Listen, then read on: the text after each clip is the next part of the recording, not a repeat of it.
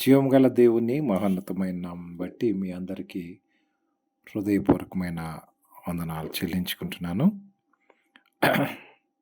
మత్తయి శుభవార్త 2వ అధ్యాయము 9-12 వచనాలు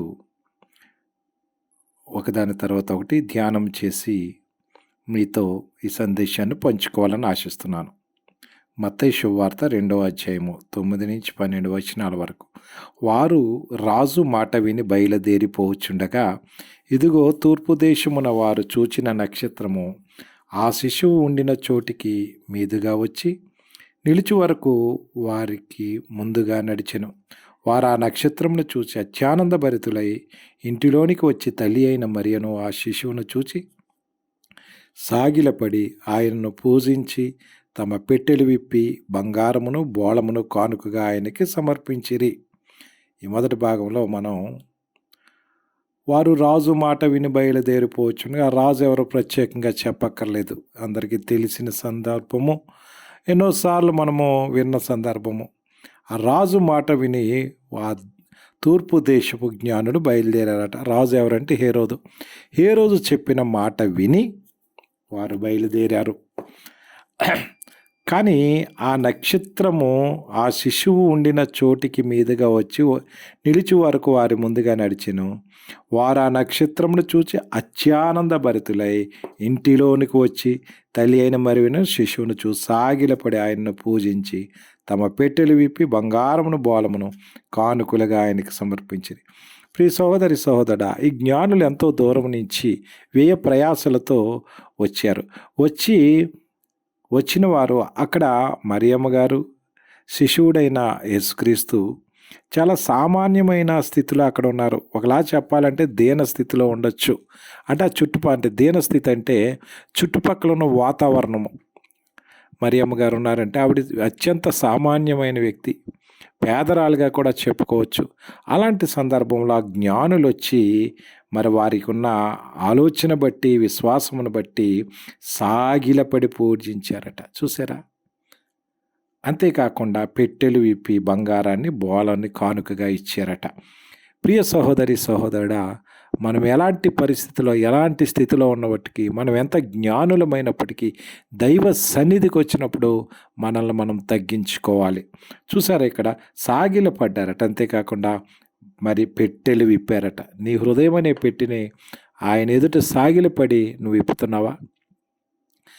అంత ప్రయాసాలతో వచ్చారు. మనము ఆలయానికి వెళ్ళడానికి ఆటో ఎక్కి ఆలయానికి వెళ్ళడానికి అశ్రద్ధ చేస్తాం.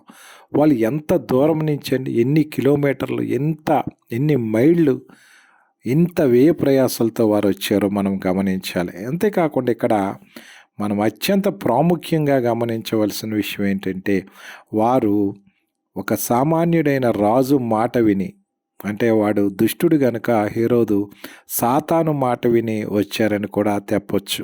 కానీ వెళ్ళేటప్పుడు చూడండి, వారిలో మారు మనసు ఏ స్థాయిలో ఉందో, వారి యొక్క ఆలోచన విధానము ఏ స్థాయిలో ఉందో, దైవ సన్నిధికి వచ్చి తిరిగి వెళ్ళేటప్పుడు. మరి తరువాత హేరోదు నొద్దకు వెళ్ళవద్దని స్వప్నమందు దేవుని చేత బోధింపబడిన వారై వారు మరి యొక్క మార్గమున తన దేశమునకు వెళ్ళిరి. చూసారా? రావడం అయితే రాజు మాట విని ఇచ్చారు, తిరిగి వెళ్ళడం అయితే దైవ స్వరం మాట విని వెళ్ళారు. ప్రియ సహోదరి సహోదరుడా, ఏది నీ జీవితంలో నిజమైన క్రిస్మస్ అంటే, మరి నీ అలంకరణలు లేకపోతే నీ యొక్క స్టార్లు వార్లు కాదు. నీ నిజమైన క్రిస్మస్ ఏదంటే ఆయన సన్నిధికి రావడం. నువ్వు నీ మార్గములు, నీ సొంత మార్గముల్లో సొంత ఆలోచనలతో ఆయన సన్నిధికి వచ్చావు. కానీ ఆయన వాక్యం విని ఆయనకి సాగిలపడి తిరిగి వెళ్ళేటప్పుడు మరి యొక్క మార్గాన్ని నువ్వు వెళ్ళాలి. నువ్వు వచ్చిన మార్గం ఇప్పటి వరకు దేవునికి నచ్చిన మార్గం అయి ఉండొచ్చు, దేవుడు నీకు చూపించిన మార్గము కాకపోవచ్చు. దైవ సందేశాన్ని, దేవుని యొక్క సూచనల్ని నువ్వు పాటించని నీ సొంత మార్గమై ఉండొచ్చు. కానీ తిరిగి వెళ్ళేటప్పుడు సాగిలపడ్డారట, పూజించారట, మరి కానుకలు అర్పించారట. తిరిగి వెళ్ళేటప్పుడు స్వప్నమందు దేవుని చేత బోధింపబడిన వారై వారు మరి యొక్క మార్గమున తమ దేశానికి తిరిగి వెళ్ళారు. ప్రియ సహోదరి సహోదర, మరి నీవు దేవుని సన్నిధికి వచ్చిన మార్గాన్ని తిరిగి వెళ్తున్నావా? నీ మార్గం మార్చుకోవాలని లేదా? ఎప్పుడైతే దేవుని సన్నిధికి వచ్చి దేవుని వద్ద నీ యొక్క హృదయాన్ని విప్పావో అప్పుడు నీలో మారు మనసు రావాలి, నీ మార్గము మారాలి, నువ్వు యూటర్న్ తీసుకోవాలి. పాత పాపపు జీవితం నుంచి నువ్వు యూటర్న్ తీసుకుంటేనే, దైవ స్వరానికి విధేయుడివై నీ మార్గమును మార్చుకుంటేనే ఇది నిజమైన క్రిస్మస్ అవుతుంది నీలో. లేకపోతే వ్యర్థమైన క్రిస్మస్ అవుతుంది. తిరిగి వెళ్ళి వచ్చేటప్పుడు మరి సాతాను మాట లేదా దుష్టుని మాటను బట్టి వచ్చారు. తిరిగి వెళ్ళేటప్పుడు దైవ వాక్కును బట్టి వెళ్ళారు. నువ్వు తిరిగి వెళ్ళేటప్పుడు జీవం గల దేవుని వాక్యం పట్టుకుని, దైవ స్వరాన్ని పట్టుకుని నీ మార్గమును మార్చుకున్నట్లయితే, నువ్వు ఇప్పటి వరకు వచ్చిన మార్గాన్ని నువ్వు మార్చుకున్నట్లయితే అదే నిజమైన క్రిస్మస్. ఇంకొక విషయము మరి మనం గమనించినట్లయితే ఇది కూడా బాగా తెలిసిన అంశమే. సుంకరి పరిచయం గురించి తెలుసుకుందాం. మరి ప్రార్థన చేయుటకి 2 మనుషులు దేవాలయంలోకి వెళ్ళిరి. వారిలో ఒకడు పరిచయుడు, ఒకడు సుంకరి. అది అందరికీ తెలిసిందే. లూకా శుభవార్త 18వ అధ్యాయంలో ఉంటుంది. కానీ ఆ యొక్క మరి సందర్భం చివరిలో లూకా శుభవార్త 18:14లో అతని కంటే ఇతడు నీతిమంతుడిగా తీర్చబడి తన ఇంటికి వెళ్ళానని మీతో చెప్పుచున్నాను. తన ఇంటికి ఎలా వెళ్ళాడు? నీతిమంతుడిగా తీర్చబడి వెళ్ళాడు. రావడం అయితే మరి పాపిగా వచ్చి ఉండొచ్చు. అందుకే దేవా పాపినైనా నన్ను కరుణించమన్నాడు. తన పాపముల దేవుని సన్నిధిలో విడిచిపెట్టాడు. మారు మనసు హృదయముతో ఎలా వెళ్ళాడండి? అతని కంటే ఇతడు నీతిమంతుడిగా తీర్చబడి తన ఇంటికి వెళ్ళానని మీతో చెప్పుచున్నాను. నీతిమంతుడిగా తీర్చబడక ముందు వచ్చాడు, దైవ సన్నిధికి వచ్చి నీతిమంతుడిగా తీర్చబడి వెళ్ళాడు. జ్ఞానులైతే రాజు మాట విని బయలుదేరారు.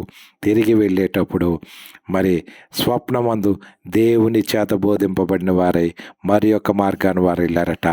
ఇక్కడ ఈ సుంకరైతే అతని కంటే ఇతడు నీతిమంతుడిగా తీర్చబడి తన ఇంటికి వెళ్ళాడట.